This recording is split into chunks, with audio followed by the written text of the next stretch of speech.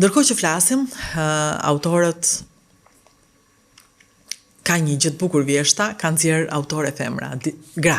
Disa autore janë më të lexuarat tek libraritë më të rëndësishme të qytetit, janë gra, më të shiturat janë vajza gra, është Ledia, është Lea, është Mira, dhe disa të tjera, po më shumë. Unë nuk e di kush është e para, po unë uroj që t'jetë Mira e para. Unë uroj që më shumë njerëz të blejnë Mirën, me gjithë dashurinë e madhe dhe dëshirën, sepse unë kam lexuar Lean ende, do ta lexoj, po Ledia është pa kaq mendjen, ja u kam thënë me keq kuptimin.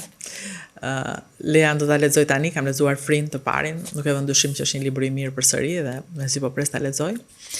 Por unë nëse do bëj një konkurs për të treja, pavarësisht leximit do thosha Mira. E dini pse? Sepse po e them me fjalët e Elena Kadares, kur një ditë flisja, nuk e di se për kë, për dikë që ishte jashtë, për një juriste kam përshtypjen që ja kishte dalë, bënte diçka fantastike. Elena Kadare, një grua që shkruan gjithmonë në momentin e duhur, kur një njeri ka nevojë të dëgjojë një fjalë, më shkroi një mesazh dhe më tha: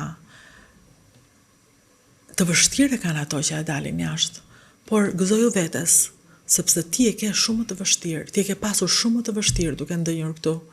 Këtu është shumë e vështirë, Bjetesa." E thash në mënyrë prozaike, e thash shumë bukur, siç flet Elena Kadare, një fat i madh që e kemi atë zonjë.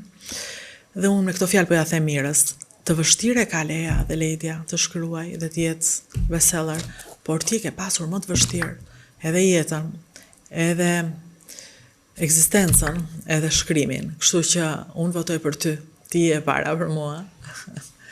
Votoj për vajzat që kanë bjetuar duke qëndruar këtu, për vajzat gëzetare, me sakrificën e madhe edhe të mungesës familjes, të fëmijës, edhe të përplasjes me komente të tmerrshme, shtazarake, të llahtarshme, të njerëzve të çmendur të këtij vendi që sa vinë shtohen, po s'kemi çfarë u bëjmë, të cilët kujtojnë që kur ti je aty përballë, je që të pështyjnë. Jo, ti aty përballë nuk del që të pështyjnë se ti i mirëpret të gjitha. Ti je aty përballë që të ndash pak nga jeta jote, e cila mund të mos jetë më e mirë, po është jeta e njeriu më të guximshëm.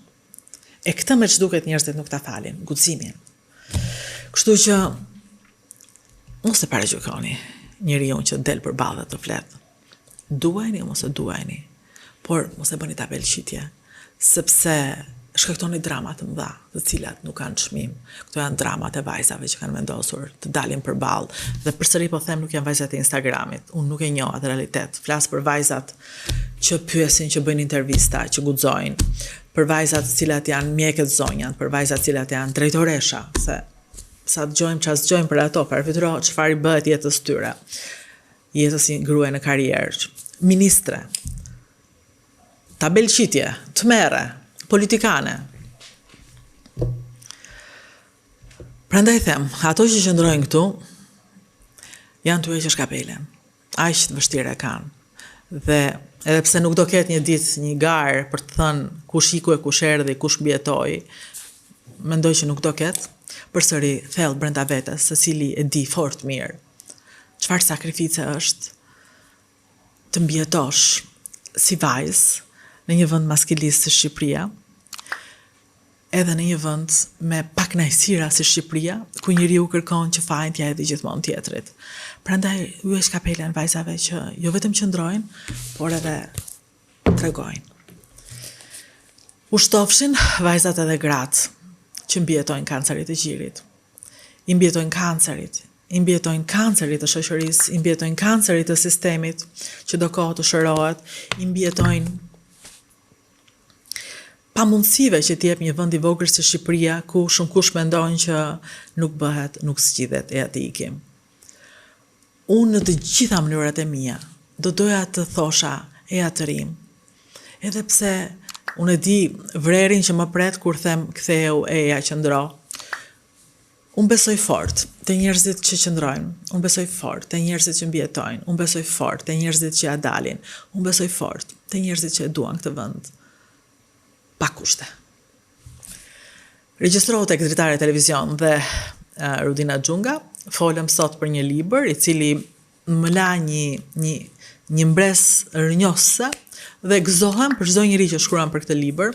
Jam e gëzuar vërtet që ka shumë gazetare që po e bëjnë. Nuk e bëjnë se Mira është njëra prej nesh dhe gazetare, po mbase e bëjnë dhe për këtë dhe shumë mirë bëjnë. E bëjnë se është libri i mirë. Regjistrohu tek Dritare Televizion dhe Rodina Xhunga është një kanal I cili është kanali yt, I shumë zërave të cilat bëjnë një zë të madh të rëndësishëm. Dritare Televizion.